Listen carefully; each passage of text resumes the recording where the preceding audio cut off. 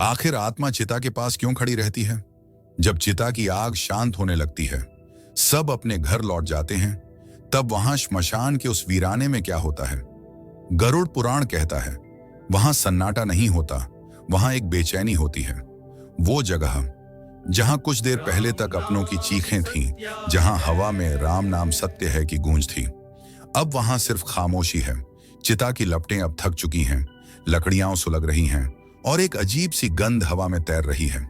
पर अफसोस, उसे महसूस करने वाला अब कोई इंसान वहां नहीं बचा। ठीक उसी सन्नाटे में राख के ढेर के पास एक अदृश्य साया खड़ा है। वो कोई और नहीं, उसी इंसान की आत्मा है। वो बस अभी अभी शरीर से अलग हुई है और वहीं खड़ी होकर अपनी ही चिता को देख रही है। उसे पहला झटका लगता है, एक गहरा भ्रम। वो खुद से पूछती है, मैं यहां क्यों खड़ा हूं? वो राख का ढेर, क्या वो मैं हूं? कल तक जिस शरीर को आईने में निहारता था, जिसे खिलाता था, सजाता था, आज वहां ना हाथ है, ना चेहरा और ना ही कोई पहचान। आत्मा सोचती है, ये कैसे हो सकता है? इसी शरीर से मैंने दुनिया देखी, प्यार किया, नफरत की, पैसे कमाए, और अब बस मुट्ठी भर राख। गरुड़ पुराण कहता है, ये वो पल होता है जब इंसान का सबसे बड़ा घमंड टूटता है। शरीर सिर्फ मांस और हड्डी नहीं था, वो हमारी पहचान था। हमारा नाम, हमारा रुतबा, हमारी इज्जत, सब उसी शरीर से तो था।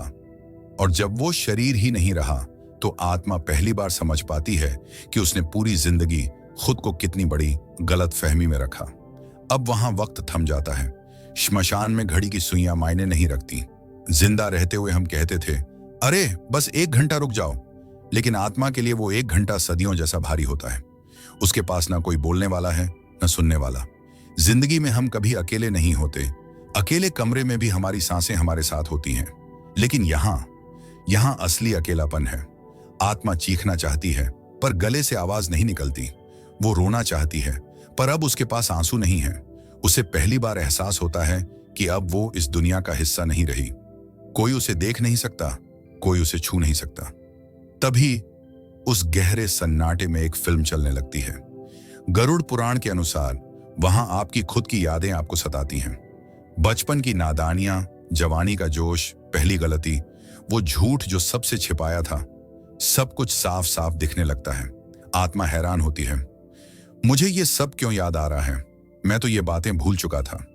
याद इसलिए आता है क्योंकि शरीर के साथ आपके बहाने, आपके झूठ और आपके तर्क भी जल चुके हैं। अब आप खुद से झूठ नहीं बोल सकते। आत्मा अब सिर्फ ये नहीं देखती कि उसने क्या किया, बल्कि ये महसूस करती है कि उसके कर्मों से दूसरों को कितना दर्द हुआ। और दोस्तों, गरुड़ पुराण कहता है, शरीर के जलने की पीड़ा उतनी नहीं होती जितनी पीड़ा अपने ही कर्मों को बिना किसी पर्दे के देखने में होती है। श्मशान का सन्नाटा अब भी वैसा ही है, लेकिन उस राख के ढेर के पास खड़ी आत्मा के भीतर एक तूफान चल रहा है। अब वो अपनी जली हुई लाश को नहीं देख रही, अब वो अपनी जिंदगी को देख रही है। गरुड़ पुराण इसे जीवन समीक्षा कहता है। आसान शब्दों में कहें तो यह आपके कर्मों की वो फिल्म है जिसका डायरेक्टर, हीरो और विलेन सब आप ही थे। लेकिन एक फर्क है, यहाँ कोई स्क्रीन नहीं है, कोई रिमोट नहीं है। आप इसे पॉज नहीं कर सकते, चैनल नहीं बदल सकते, और सबसे बड़ी बात, आप अपनी आंखें भी बंद नहीं कर सकते। जो किया है वो देखना ही पड़ेगा। फिल्म शुरू होती है बचपन की मासूमियत से। माँ की गोद, पिता की उंगली, वो पहली हंसी। आत्मा ये सब देखकर मुस्कुराती है, उसे सुकून मिलता है। लेकिन ये सुकून बस कुछ पलों का मेहमान होता है। अचानक सीन बदलता है।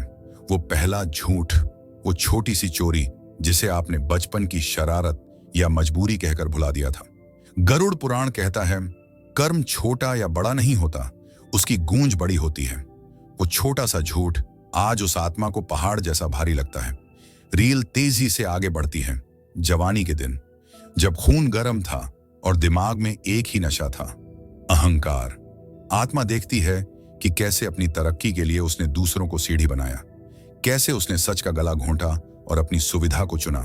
वो घमंड, वो रुतबा, आज इस श्मशान में सब बेमानी लगता है। और अब आता है इस फिल्म का सबसे खौफनाक हिस्सा।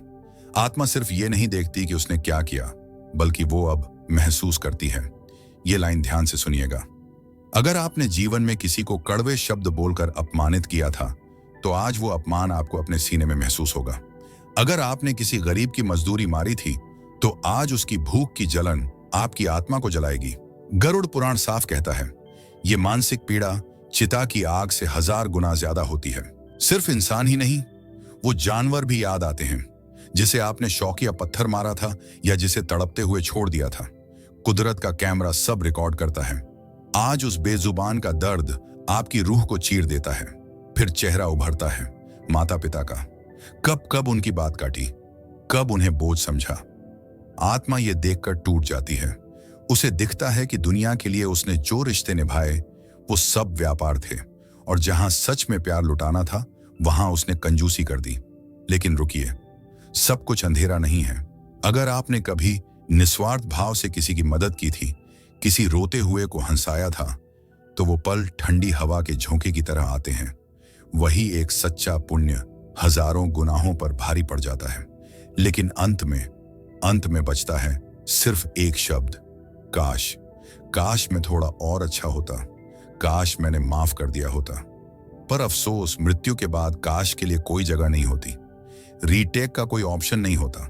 इसीलिए गरुड़ पुराण हमें डराता नहीं, जगाता है कि जब तक सांस है अपनी फिल्म की कहानी अच्छी लिख लो। श्मशान की वो आग अब पीछे छूट रही है, लेकिन आत्मा अभी भी वहीं अटकी है। तभी उसके भीतर एक अजीब सा खिंचाव महसूस होता है। वो खिंचाव उसे स्वर्ग या नर्क की तरफ नहीं, बल्कि उसी घर की तरफ खींचता है जिसे बनाने में उसने पूरी जिंदगी लगा दी। गरुड़ पुराण कहता है, मृत्यु के तुरंत बाद आत्मा का सबसे गहरा मोह उसका परिवार होता है। आत्मा देखती है कि उसके अपने लोग जो कुछ देर पहले रो रहे थे, अब धीरे धीरे वापस लौट रहे हैं। कोई पीछे मुड़कर नहीं देखता, सब आगे बढ़ रहे हैं। आत्मा घबरा जाती है, वो उनके पीछे भागती है। रुको, मुझे यहां अकेले अंधेरे में मत छोड़ो, मैं भी साथ चलूंगा। वो अपने बेटे के पास जाती है, उसे आवाज देती है, अपनी पत्नी को, अपने भाई को पुकारती है। लेकिन उसकी आवाज अब आवाज नहीं, बस हवा का एक कंपन है। वो हताश होकर उन्हें छूने की कोशिश करती है। वो चाहती है कि अपने बेटे के कंधे पर हाथ रखे, उसे दिलासा दे। लेकिन ये क्या, उसका हाथ उनके शरीर के आर पार निकल जाता है। दोस्तों, जिंदगी में हम पैसा, रुतबा सब कमाते हैं, लेकिन श्मशान से लौटते वक्त आत्मा को पहली बार एहसास होता है कि उसने सबसे बड़ी दौलत खो देती है, और वो है छूने का हक। वो देख सकती है, सुन सकती है, पर किसी के आंसू नहीं पहुंच सकती। जैसे तैसे वो आत्मा अपने घर पहुंचती है, वही गलियां जहां से वो कल तक सीना तान कर गुजरती थी। लेकिन आज अपने ही घर की दहलीज पार करते हुए उसे डर लग रहा है। गरुड़ पुराण कहता है, मृत्यु के बाद आत्मा अपने ही घर में एक घुसपैठिए की तरह महसूस करती है। अंदर का नजारा उसे चौंका देता है। दीवार पर उसकी तस्वीर टंगी है, उस पर माला छड़ी है, अगरबत्ती जल रही है। कल तक वो इस घर का मालिक था, और आज वो एक कागज का टुकड़ा बन गया है। घर में रोना धोना है, मातम है। आत्मा को लगता है कि सब उसे याद कर रहे हैं, लेकिन तभी सन्नाटे के बीच उसे कुछ फुसफुसाहट सुनाई देती है। वो ध्यान से सुनती है। बातें उसके प्यार या त्याग की नहीं हो रही थी, बातें हो रही हैं, अब दुकान कौन संभालेगा, बैंक के कागज कहां रखे हैं, बंटवारा कैसे होगा। ये शब्द उस आत्मा के सीने में खंजर की तरह उतरते हैं। वो चीखना चाहती है, मैंने तुम्हारे लिए दिन रात एक कर दिया और तुम मुझे इतनी जल्दी भूल गए। लेकिन उसकी चीख दीवारों से टकराकर लौट आती है। वो भागकर अपने कमरे में जाती है।